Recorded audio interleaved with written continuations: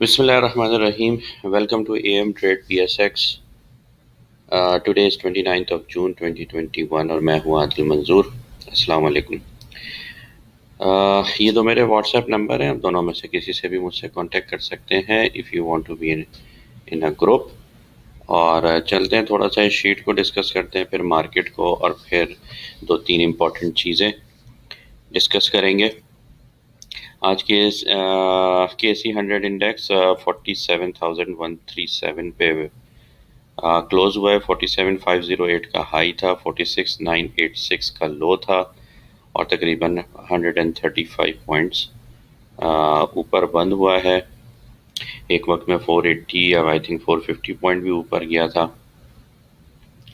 तो तकरीबन यहाँ से 4702 तो 47,508 का हाई बनाया है. तो तकरीबन 500 पॉइंट ऊपर भी गया था, लेकिन एंड में जो है वो एक सेलिंग प्रेशर आया और उसके बाद ये 135 पे क्लोज हुआ. इसको डिटेल में जाके डिस्कस करते हैं. अभी मेन कंसर्न वॉल्यूम है. कल भी हमने यही डिस्कस किया था. तो परसों के मुकाबले में कल वॉल्यूम कम थे, आज उससे भी, कल के मुकाबले में आज उससे भी कम है 18.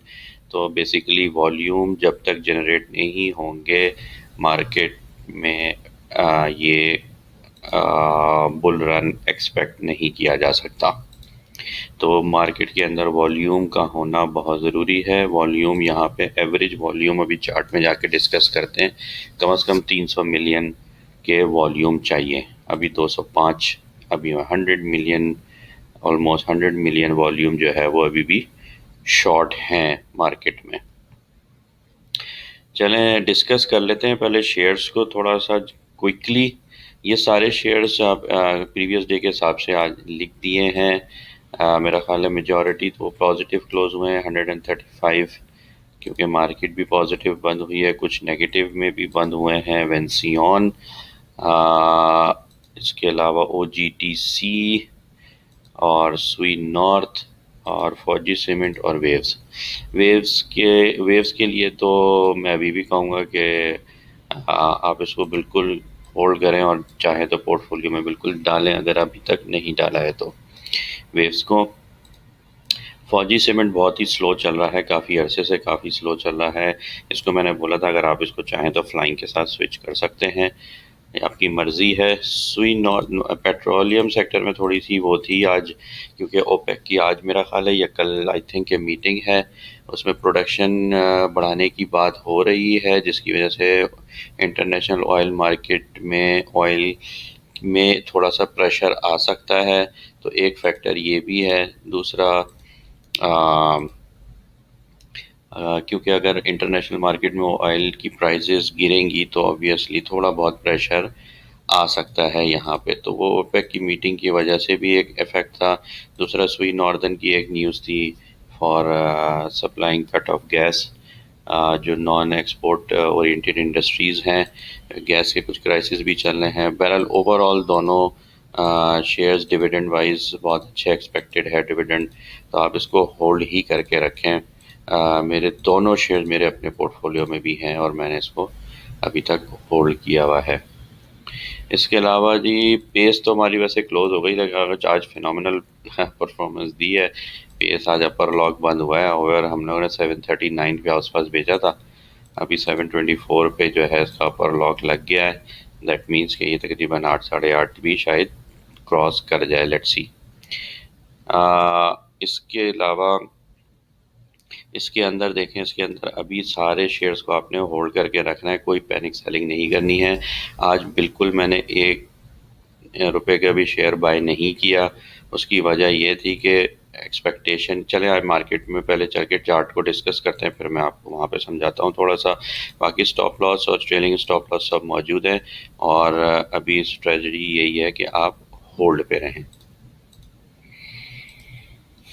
अच्छा जी, मार्केट को डिस्कस करते हैं. सबसे पहले कल हमारा जो डिस्कशन हुआ था वो तो यही हुआ था कि ये इस ग्रे कलर का जो रेंज है यहाँ पे आके बिल्कुल मार्केट ने क्लोज किया था, और ये ग्रे कलर की जो रेक्टेंगल है ये काफ़ी बहुत पहले से बनी हुई है, अराउंड मेरा ख्याल है कोई 8-10 दिन पहले से हम यही चार्ट डिस्कस कर रहे हैं कि ये अगर ये वाला सपोर्ट ब्रेक हुआ तो ये यहाँ पे आके कहीं सस्टेन कर सकती है। लेकिन कल हमने जैसे डिस्कस किया था, हमने ये डिस्कस किया था कि मार्केट हो सकता है कि मोस्ट लाइकली 46,450 पे आके हाई प्रोबेबिलिटी ये है कि यहाँ से आके रिवर्स कर जाएगी अगर ये नीचे खुलती है। तो एक्सपेक्टेशन ये था कि जिस तरह की मार्केट थोड़ी सी वीक क्लोज हुई थी तो थोड़ा सा नीचे आएगी और नीचे आके आ, एक कैंडल बनाएगी। आई मीन थोड़ा सा बाइंग प्रेशर आ सकता है, जबकि सब्जेक्ट टू वॉल्यूम। तो वो कैंडल मेरा ख्याल है एक हैमर टाइप कैंडल हम एक्सपेक्ट कर रहे थे। अभी मैं थोड़ा सा समझाता हूँ हैमर और इन्वर्टेड हैमर क्या होता है और उसके क्या कैसा उसको हम देख सकते हैं, क्या उसका ट्रेंड रिवर्सल क्या बोलते हैं उसको, थोड़ा सा उसमें समझाता हूँ अभी। तो बेसिकली वो तो हुआ नहीं, मतलब हम समझ रहे थे, हम हमारी हमारी ये एक्सपेक्टेशन थी कि मार्केट यहाँ से नीचे आएगी और ऊपर, लेकिन मार्केट ने अपने आप को उसी लेवल पे सस्टेन किया, ऊपर गई। और ये वाली जो कैंडल बनाई है ना, ये बनाई है इन्वर्टेड हैमर। हम क्या एक्सपेक्ट कर रहे थे कि हैमर कैंडल बने, कि मार्केट नीचे आए, नीचे आने के बाद बाइंग आए, और ये वाली जो शेप बनी है ये इन्वर्टेड हैमर है, मतलब इसको आप बिल्कुल उलट कर दें और यहाँ पे ये बनती इधर, यहाँ पे इस एरिया में, तो ये हमारी कहलाती हैमर। अभी क्या बनी है, इन्वर्टेड हैमर। इसकी भी अपनी एक सिग्निफिकेंस है। आइए पहले इसको देखते हैं कि इसकी क्या सिग्निफिकेंस है। ये इन्वर्टेड हैमर जो है ये बुलिश होती है सब्जेक्ट के, ये बन कहाँ रही है। ठीक है, शूटिंग स्टार को तो अभी आप छोड़ दें, जो कैंडल बनी है हम उसको डिस्कस करते हैं। तो ये देखें एग्जैक्टली ये इसी तरह की कैंडल बनी है। अभी आपको ये देखें, ये बनी हुई कैंडल, ये इन्वर्टेड हैमर कैंडल इस वक्त बनी है यहाँ पे। अब इसकी डिस्क्रिप्शन में हम नहीं जाते कि ये क्या है, इसकी डिस्क्रिप्शन यही है कि एक स्मॉल बॉडी होती है और अपर जो है वो लॉन्ग अपवर्ड विक होती है। तो इस तरह की कैंडल को हम इन्वर्टेड हैमर कैंडल कहते हैं। अब है क्या इसका इसका इस इसका आप इफेक्ट क्या हो सकता है, इसका रिवर्सल कैसे हो सकता है। देखिए यहाँ से, जैसे ये अभी इसमें पिक्चर में एक रिप्रेजेंटेशन शो की हुई है कि यहाँ से मार्केट गिर रही है, गिर रही है, गिर रही है, एक इन्वर्टेड हैमर कैंडल बनी और उसके बाद एक बुलिश कैंडल बनी। अब यहाँ पढ़े देखें क्या लिखा है, an inverted hammer forms after a down trend और at bottom of the period of consolidation, the reversal is not confirmed until you have a bullish candle in the next period। ये रिवर्सल कंफर्म नहीं होगा जब तक कि इसके आगे ये बुलिश कैंडल नहीं बन जाती।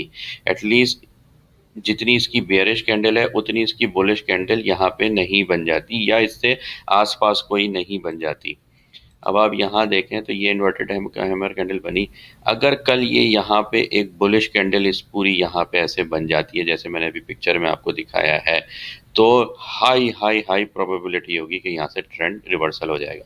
लेकिन क्या, जैसे हम डिस्कस करते आ रहे हैं कि कल यहाँ पे वॉल्यूम कम से कम एवरेज लाइन पे तो हिट होने ही होने चाहिए, जो कि 300 मिलियन के आसपास है।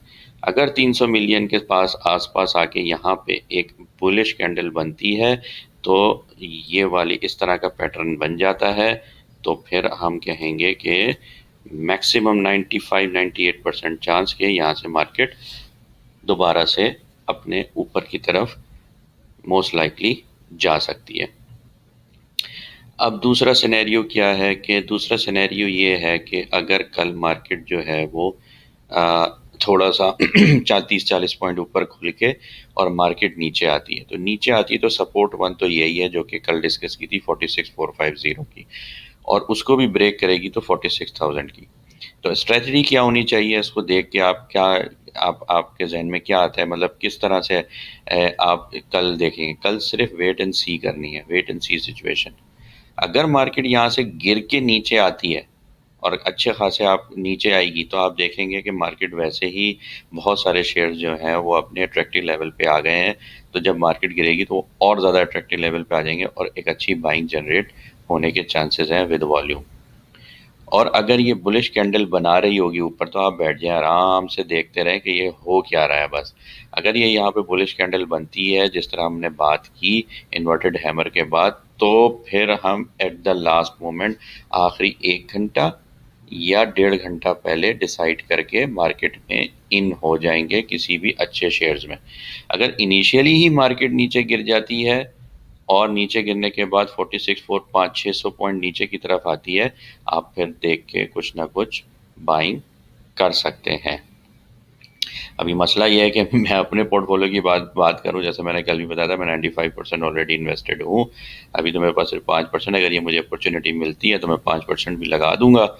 और अगर ये बुलिश चली जाती है कल मार्केट, तो wait and see and let's see के आगे फिर ट्रेंड किस तरह से बनता है, क्योंकि 95% इन्वेस्टेड हैं, तो अगर ऊपर जाएगा तो ज़ाहिर है ऑब्वियसली जहाँ जहाँ अच्छे प्रॉफिट्स मिलेंगे वहाँ पे प्रॉफिट टेकिंग करनी शुरू कर देंगे। तो ये थी छोटी सी आपको वीडियो। अच्छा, उससे पहले मैं थोड़ा सा आपको ये भी बताऊं, अब हो क्या रहा है इस मार्केट के अंदर। मार्केट कब से गिर रही है आपकी? बजट से। बजट में यही यही था कि बजट बहुत अच्छा आया है जी, बजट बहुत अच्छा आया है। मार्केट हमेशा जो चीज़ें ऑब्वियस होती है ना उसके अगेंस्ट ही मार्केट रिएक्ट करती है, ज़्यादातर ज़्यादातर केसेस में। 100% हम नहीं कह सकते, ज़्यादातर केसेस में। अब यहाँ 14 तारीख को, ये 14 तारीख की कैंडल है, 14 तारीख को बजट आया। बजट के बाद उमूमन मार्केट पॉजिटिव ही रहती है। गवर्नमेंट ने भी शो कर होता है, एक प्रेशर भी होता है, सब कुछ होता है कि हाँ जी बजट अच्छा आया है, तो मार्केट ने चाहे जैसा भी बजट आओ, मार्केट ने हमेशा ट्रेंड यही रहा है कि मार्केट ने बजट के दूसरे दिन पॉजिटिविटी दिखाई है। अब उसके बाद क्या हुआ कि 14 से लेके मार्केट मुसलसल एक आध जगह गिरती गिरती गिरती तकरीबन 2000 पॉइंट नीचे आ चुकी है। अब देखते हैं इसके अंदर 2000 पॉइंट जब ये नीचे आई है तो इसके अंदर हुआ क्या है। ये फीपीलीपी डाटा है। फीपीलीपी डाटा में 14 तारीख से मैंने डाल दिया है आज की डेट तक कि फॉरेन इंडिविजुअल ने आपकी तकरीबन $1 मिलियन की सेलिंग की है। फॉरेन कॉरपोरेट्स ने आपकी $16 मिलियन की सेलिंग की है। ओवरसीज पाकिस्तानियों ने तकरीबन $1 मिलियन की सेलिंग की है। और ये तकरीबन 18 मिलियन डॉलर की फॉरेनर्स ने सेलिंग की है। तो यानी फॉरेनर्स ज़्यादातर जो है वो सेलिंग साइड पे रहे। अब बात करते हैं सॉरी इसकी लिपि की। लिपि की 14 तारीख से लेके 29 तारीख तक हुआ क्या है, कौन कौन क्या क्या करता रहा। इंडिविजुअल ने तो भर के माल उठाया, उन्हें तो बहुत अच्छा बजट लगा है। तो $44 मिलियन के इंडिविजुअल्स ने उठाए उठाए हैं शेयर्स। कंपनीज ने $2 मिलियन के, $15 मिलियन बैंक बाइंग साइड पे, एनबीएफसी तक छोटी सी बाइंग है इनकी। म्यूचुअल फंड सेलिंग पे रहे 6 मिलियन पे। अदर ऑर्गेनाइजेशन भी तकरीबन $0.77 मिलियन सेलिंग पे। ब्रोकरेज 5.3। और insurance, look at insurance, $31 million की इंश्योरेंस ने सेलिंग की है। लेकिन नेट आप देखें तो $18 मिलियन लोकल जो है बजट से लेके अब तक बाइंग साइड पे ही है। आप सिर्फ इंश्योरेंस का हटा दें, सिर्फ हो सकता है कि इनकी एक वन ऑफ द फैक्टर इसकी जून क्लोजिंग है, तो वहाँ पे वो अपनी सेलिंग करके बुक कर रहे हो, अपनी बैलेंस शीट वगैरह जो एडजस्ट होती है अपना। तो उसके अलावा अगर आप देखें तो सारे के सारे मेनली आपके बाइंग साइड पे हैं। ये म्यूचुअल फंड की भी इतने 14-15 दिन में $6 मिलियन की कोई बहुत ज़्यादा सेलिंग नहीं है। ठीक है, तो ये एक न्यूट्रली आप कंसिडर कर सकते हैं, और यही है। हाँ, $31 million is a big amount. ठीक है, तो जो कि मेरा ख्याल है काउंटर किया है तमाम का तमाम इंडिविजुअल्स ने, जो कि 44 मिलियन के हैं। तो बेसिकली इसको बताने का मकसद क्या है? बताने का मकसद ये है कि चाहे मार्केट गिर रही है, चाहे मार्केट गिर रही है, लेकिन आपको हर लेवल पे एक बाइंग नज़र आ रही है हर सेक्टर में। कभी कोई किसी सेक्टर में बाइंग आ जाती है, कभी किसी सेक्टर में बाइंग आ जाती है। तो जैसे पहले भी बताया था, 4 ही सेक्टर अट्रैक्टिव हैं: cement, steel, auto, IT, glass and ceramic. 5, sorry, cement, steel, auto, glass and ceramic, और और कौन सा बताया मैंने, आई डोंट नो, भूल गया। Cement, steel, glass and ceramic, auto and IT. ये पांच पांच सेक्टर अट्रैक्टिव हैं। डिविडेंड के हिसाब से ऑयल एंड गैस भी बहुत अट्रैक्टिव है। ठीक है, तो ये चीज़ें जहन में रखिएगा। तो अभी फ़िलहाल कोई घबराने की बात नहीं है, मैंने आपको समझा दिया है कि क्या करना है कल के लिए। बुलिश कैंडल बनेगी, वेट एंड सी। नीचे आती है, बाय ऑन डिप्स। बस ये जहन में रखिएगा, और फिर इंशाल्लाह जो है वो व्हाट्सएप पे कांटेक्ट में रहेंगे, और अगर कोई चीज़ पूछनी हो तो व्हाट्सएप पे आप पूछ सकते हैं। बाकी ये वीडियो अगर पसंद आए तो लाइक करें, सब्सक्राइब करें, दोस्तों यारों में डिस्ट्रीब्यूट करें, और दुआओं में याद रखें। Thank you.